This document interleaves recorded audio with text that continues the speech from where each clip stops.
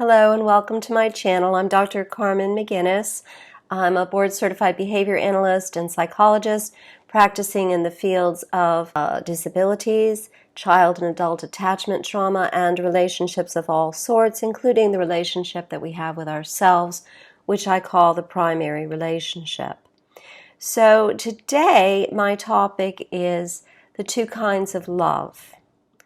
And before I jump in, I just want to talk briefly about the title of this particular segment. When I first had the idea, I thought the title would be The Two Phases of Love. I believe that's what I said in my midweek sneak peek on Wednesday. But then as I started writing it, I thought, that sounds like a continuum that has a beginning and an end. And that's nothing like the message that I want to share here today. So I came up with the title, The Two Kinds of Love, because I believe that we can enjoy both throughout our romantic relationships. And of course, there are other kinds of love as well. The love we have for friends, our parents, our children, our siblings. But today I'm focusing on the two kinds of love that we have with our romantic partner. Girlfriend, boyfriend, spouse, long-time committed relationship, mistress, whatever it is, whatever your particular arrangement is. So let's talk. I think of this quite simply as 1, falling in love, and 2, being in love. But again, not a continuum. And yes, that does sound like a continuum, but what I'm proposing is that being in love, when we're successful at it, means that we fall in love again and again. And as a relationship counselor, I often see couples who are in the doldrums of their love affair. This particular term is an interesting one for me. Doldrum refers to a period of inactivity or stagnation. I used to be a sailor. I used to sail a lot. I had a sailboat. And the term also refers to the lack of wind. And wind, of course, on a sailboat is fuel. So, if I have any sailors watching, you know that when you hit the doldrums, you need to act. You need to do something, if only to entertain yourself. You might tack the boat, that means turn, and follow wherever the wind is going, even if it's slowly, whatever wind there is. Or you might, if it's a small boat, you might use the rudder to move the boat forward very slowly. Of course, if it's a power boat, you can crank up the engine and just go if the sailboat has power as well. Or you can wait it out. Find something else to do, like swim, or take some sun up on the deck, do some repairs on the ship, make sandwiches, or make love. The point is, you do something. You don't just divorce the ship when the wind dies.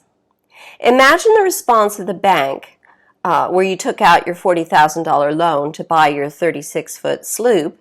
If you called them and said, I won't be making any more payments, and you can pick up your sloop out here in the doldrums. I'm out. It doesn't work that way with boats and boat loans and banks, and it shouldn't work that way with relationships either. Unfortunately, with many people, it does, and it's sad. And as a therapist, I often see people separating that really could have done better, could have done more, could have stayed together, could have had that great love affair back. Now, staying with the sailboat analogy, let's say you fell in love with the boat initially, but you were perhaps too hasty in sealing the deal. Maybe you didn't realize the level of commitment required in owning a boat, or maybe there are things about that particular boat that you don't like, but when you first realized that, when you were falling in love, you just brushed aside the things you didn't like the color, for instance, something fairly substantial. There you are. Now we have a problem because making sandwiches or making love in the doldrums is going to feel quite onerous, burdensome, if you're not actually connected to your ship. And those things you didn't like initially that you brushed aside, well, they're going to seem huge when the wind ain't blowing. That's just the way it is in sailing and in relationships. And although you can't abandon ship right there in the Gulf of Mexico or wherever you are, you can put it up for sale, sever the relationship, and move on. Hopefully you're following my point here. Falling in love is a confusing time. And remember, I'm talking these two times, the falling in love and the being in love. Falling in love is a confusing time. It's kind of crazy-making. Everything about the object of your desire looks great. You've got butterflies, which, by the way, are really just adrenaline. You're euphoric, which, by the way, is really just oxytocin. And these are tricks of nature. They really are. Think about it. If nature just wants to procreate, if you think of nature as having intention, which I do, your special other gives you butterflies and makes you feel euphoric. Of course you're going to fall in love and hopefully make babies. In behavioral terms, we call this paired reinforcement. We're pairing something that is good with something that's great, those butterflies and that oxytocin.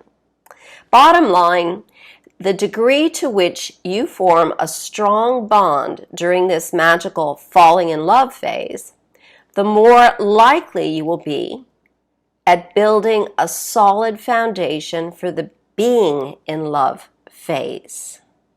And the more likely you will make sandwiches and love during the doldrums. So now we're in the being in love phase. We've just crossed in our little talk here into the being in love phase. What makes that work is connection, deep connection. And I don't mean legal connections like marriage licenses, mortgages, and car or boat loans. I mean shared interests and activities, mutual friends, support and respect for one another's individual interests and activities and friends. And I mean real attraction, not just settling for now, because now is not very long. Don't make the mistake of spending your life with someone that you settled for now. Do you want to be peering into those eyes, holding that hand, hearing that voice at 97? Do you want to be having conversations about the sorts of things that you talk about, seeing the sorts of movies that you enjoy together, going out with the sorts of friends, older maybe, when you're 97? And the other stuff too, like the dirty dishes, and the stacks of magazines, and the choice of music, and the volume of the television. The being in love parts of your life, if it is to be successful, require sensory similarities as well. We have to be comfortable in our environment, visually, auditorily, tactily, temperature, everything has to connect. If early in the relationship you notice that that person giving you butterflies has a bunch of friends that you would never care to associate with, it just might be a sign. When I have single clients who tell me they're getting serious with someone, I ask, is it someone you would choose as a friend? Because being in love is like having your best friend over for a very long sleepover, hopefully the rest of your life. You might just send that best friend packing if they leave you dirty dishes, stacks of magazines, turn your music off and theirs on because yours was bugging them, or turn the TV up to loud even when they're not actually watching it. Okay, so let's assume that all that is good. Let's assume that you do connect in those sorts of ways. You fell in love with a great match. And often I see clients like this, and this is why they come to me, because they don't understand what's going wrong here suddenly. You're going to have those same kinds of problems that everybody does as they are in love, because life has doldrums. It just does. Being in love has doldrums. Falling in love has wind and thunderstorms, and like I'm having right here, right now. I don't know if it's going to be audible on here, but there's a great big thunderstorm moving in. But being in love has some doldrums. It has some nice wind. Hopefully it has some thunderstorms too. And that's what I'm calling on for here with you today. I ask clients, when's the last time you fell in love? When they come to me with their marital problems, I say, when's the last time you fell in love? And the response is always going to be about a year before they got married. That's what they say every single time. And I say, well, guess what? You need to fall in love again. If they've been married for a while, they're having a problem if they haven't fallen in love again. So at least now we know what our clinical goal is. And that, my friends, if you are watching this video, is your goal. What did you do when you were falling in love? How did you keep your beloved engaged when all you wanted in the whole wide world was the sound of his or her text message coming in, or his face announcing an incoming call from him, or the sight of his car in your driveway? Did you send him sweet emojis? Maybe some sexting went on to tell him what was going to happen when his car did come into your driveway? Short skirts maybe, tight jeans, beaded bras, knowing glances, stupid head over heels in love smiles. And how'd that work out for you? Pretty good, I assume, since you fell in love. Well, guess what? Either you can do that stuff again, that stuff that worked, do it all over again, and fall in love again, or you can stay stuck in the doldrums. It's your life. You're the author of this story. You're the wardrobe editor, the master of the emojis, the script writer, and the lighting expert. You even get to choose the soundtrack. Do you have any idea how many men and women are choosing right now to flirt with someone else instead of that very same person that gave them butterflies and euphoria just a few years ago?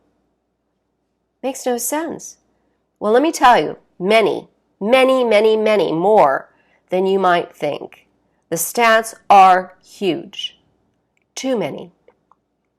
They're spreading their sexual energy around the office or the local coffee shop and using the absence of sexual energy in the marriage as an excuse to do so.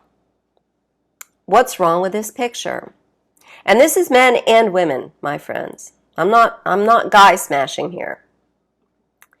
In my opinion, what's wrong is either, it's going to be one of two things, that they were never connected to the other person because they brushed aside the early warning signs and settled for life when they should have settled for now. Had a fun little affair and then moved on. Or, and this is the second thing that is part of the problem, if they were connected then. They did marry their soulmate. They wrongly believe that love is a continuum that starts with falling in love, moves on to being in love, and ends in the doldrums. It ain't so.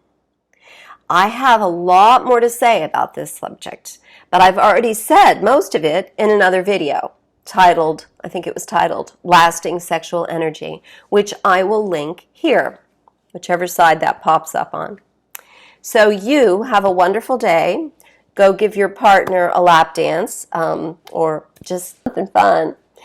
But have fun. Whatever you do, have fun. See you next time, Wednesday, this coming Wednesday, for your midweek sneak peek, and then I'll see you next Sunday. If you're interested in the topic in this video or other topics on my YouTube channel, please go to my website, tippitytap.net, where you can purchase corresponding chapters in my book, Raising Your Inner Child. Each chapter has worksheets and other activities to help you expand in this area. The book will be releasing in the summer of 2019, late in the summer in print version as well, but for now you can download a chapter at a time at 50 cents a chapter. Thank you.